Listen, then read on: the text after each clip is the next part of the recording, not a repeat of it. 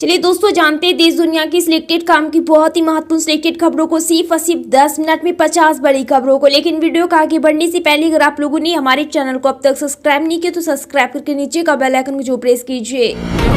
राजस्थान में बीजेपी सरकार के 1 साल पूरे होने पर प्रधानमंत्री नरेंद्र मोदी ने यहां पानी, बिजली, सड़क और रेलवे के साथ साथ कुल 24 प्रोजेक्ट का लोकार्पण शिलान्यास किया और मुख्यमंत्री भजनलाल शर्मा को बधाई दी। देश की संसद के शीतकालीन सत्र के दौरान राज्यसभा में जमकर हंगामा हुआ। आम आदमी पार्टी के राज्यसभा सांसद संजय सिंह ने भारतीय जनता पार्टी बीजेपी पर जमकर निशाना साधा। सरकार ने देश में लोकसभा और विधानसभा चुनाव एक साथ कराने के प्रावधान वाले विधेयक को विपक्षी दलों के भारी विरोध के बीच निचले सदन में पेश किया और कहा कि इस पर व्यापक विचार विमर्श के लिए इसे संयुक्त संसदीय समिति जेपीसी के पास भेजा जाएगा।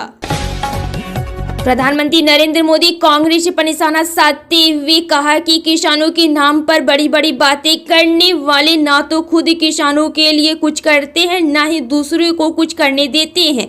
पीएम मोदी ने कहा कि भाजपा बीजेपी की नीति विवाद की नहीं, संवाद की है और वह व्यवधान में नहीं समाधान में विश्वास रखती है।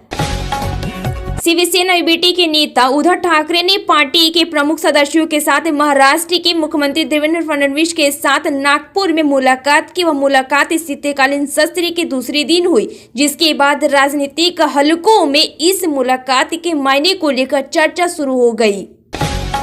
उत्तर प्रदेश के मुख्यमंत्री योगी आदित्यनाथ ने कांग्रेस महासचिव प्रियंका गांधी वाड्रा पर निशाना साधा, जिन्होंने फिलिस्तीन लिखा हुआ बैग ले रखा था। उन्होंने कहा कि कांग्रेस के एक नेता फिलिस्तीन लिखा बैग लेकर संसद में घूम रहे थे, जबकि हम उत्तर प्रदेश के युवाओं को इजराइल भेज रहे हैं।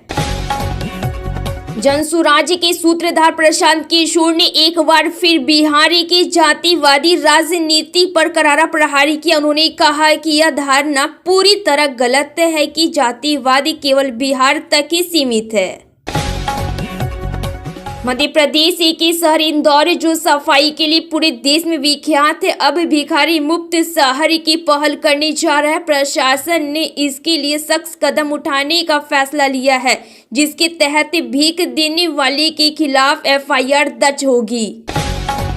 उद्धव ठाकरे के नेतृत्व वाली शिवसेना ने एक बार फिर केंद्र और राज्य सरकार पर हमला बोला। पार्टी प्रमुख उद्धव ठाकरे ने दावा किया है कि लोकसभा में एक साथ चुनाव कराने के लिए विधेयक पेश करने का केंद्र का कदम देश के मुद्दों से ध्यान भटकाने की कोशिश है। One nation one election bill Lok Sabha में पेश कर दिया गया है। केंद्रीय कानून मंत्री अर्जुन राम मेघवाला ने इस बिल को पटल पर रखा, जिसका विपक्ष ने विरोध किया। विपक्षी पार्टियों का कहना है कि यह बिल देश के संघीय ढांचे के खिलाफ है। राज्यसभा में संविधान पर चर्चा के दौरान जमकर हंगामा हुआ। राज्यसभा में संजय सिंह ने दिल्ली चुनाव से पहले मतदाता सूची के नाम काटे जाने का मुद्दा उठाते हुए कहा कि तुगलकाबाद के बूथ पर भारतीय जनता पार्टी के कार्यकर्ताओं ने बड़ी संख्या में मतदाताओं के नाम कटवाए हैं। एक राष्ट्र एक चुनाव विधेयक संसद में आया है। यह लोकसभा और विधानसभाओं के चुनाव साथ साथ करवाने का प्रस्ताव करता है। विपक्ष ने विरोध किया है कि जबकि मायावती ने समर्थन दिया है। संयुक्त संसदीय समिति जेपीसी में विधेयक की जांच होगी। प्रधानमंत्री नरेंद्र मोदी 21 से 22 दिसंबर को कुवैत की यात्रा पर जा सकते हैं। हालांकि अभी इसका आधिकारिक ऐलान होना बाकी है, लेकिन इसकी तैयारियां पूरी हो चुकी है। यह दौरा न केवल ऐतिहासिक है, बल्कि भारत और कुवैत के द्विपक्षीय संबंधों को नई दिशा देने वाला भी माना जा रहा है।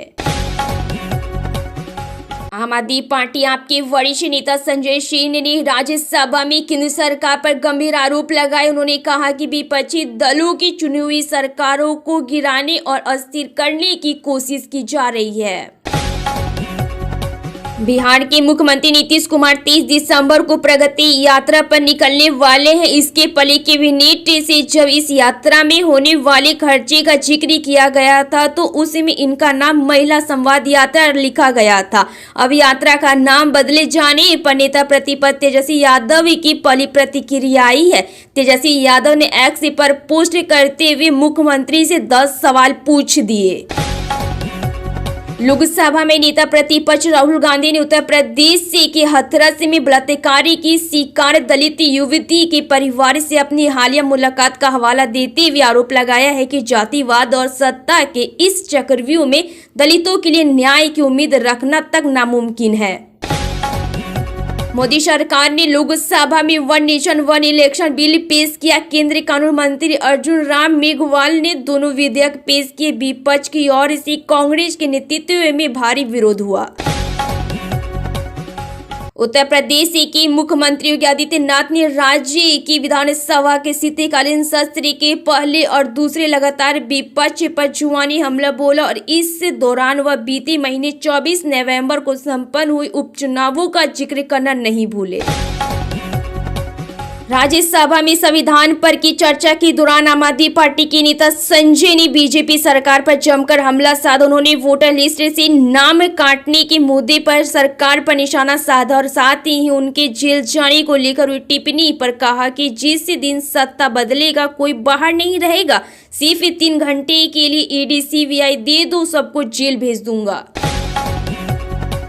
बिहार के मुख्यमंत्री नीतीश कुमार की बिहार यात्रा की न सिर्फ तारीख बदल गई है बल्कि अब उसका नाम भी बदला गया है। 15 दिसंबर से शुरू होने वाली यात्रा का नाम महिला संवाद यात्रा दिया गया था। अब नीतीश की यात्रा 23 दिसंबर से पश्चिम चंपारण से शुरू हो रही है और इसका नाम होगा प्रगति यात्रा।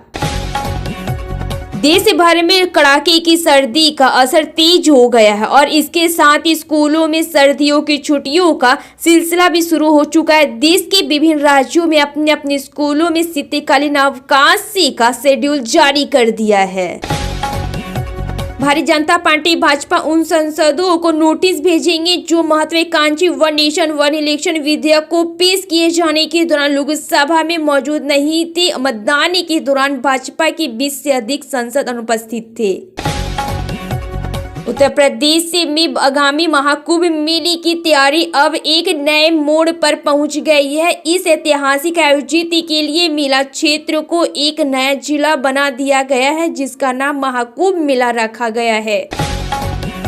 ठंड के मौसम में दिल्ली में होने जा रहे विधानसभा चुनाव ने राजधानी के साथ लखनऊ तक की सियासत को गर्म कर दिया है। दिल्ली में भारतीय जनता पार्टी भाजपा की अगुवाई वाली केंद्र सरकार को निशाने पर रखते हुए लगाई गई एक अदालत ने कांग्रेस की टेंशन बढ़ा दी है।